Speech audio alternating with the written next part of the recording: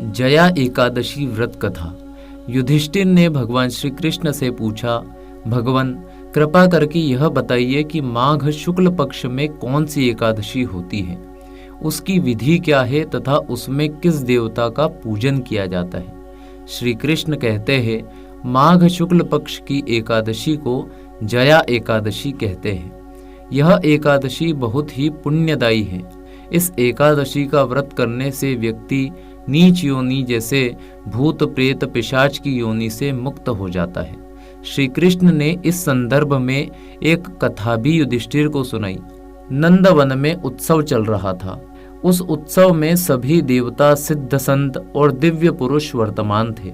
उस समय गंधर्व गायन कर रहे थे और गंधर्व कन्याएं नृत्य प्रस्तुत कर रही थी।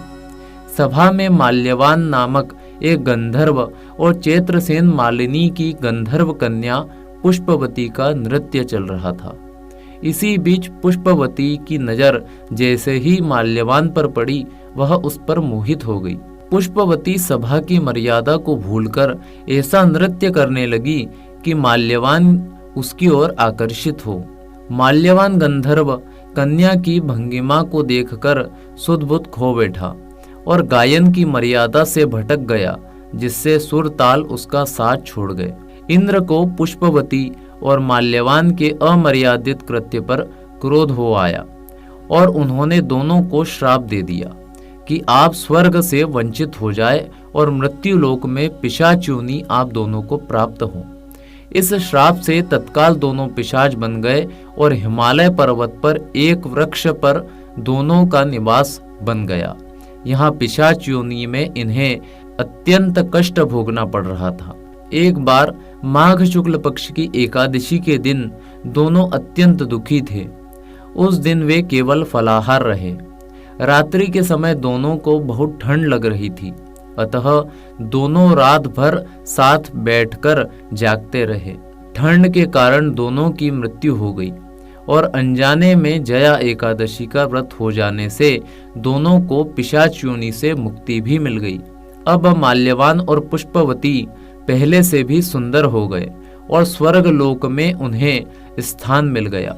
देवराज ने जब दोनों को देखा तो चकित रह गए और पिशाच योनि से मुक्ति कैसे मिली यह पूछा।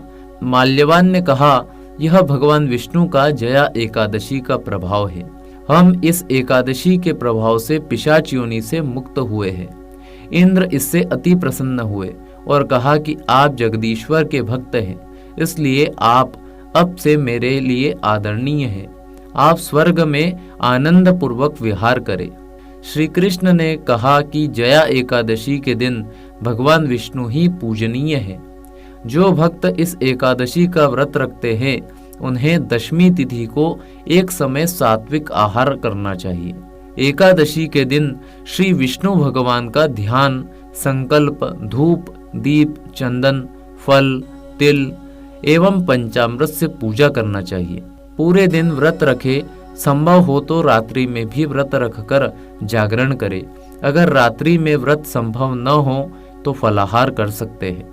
द्वादशी के दिन ब्राह्मणों को भोजन करवाकर उन्हें जनेऊ, सुपारी देकर विदा करे, फिर भोजन करे। इस प्रकार नियम निष्ठा से जया व्रत रखने से व्यक्ति ब्रह्म हत्या के पाप से मुक्त हो जाता है। उसने सब प्रकार के दान दे दिए और संपूर्ण यज्ञों का अनुष्ठान कर लिया। इस महात्म्य के पढ़ने और सुनने से अग्निष्टोम यज्ञ का फल मिलता है। जय श्री कृष्ण।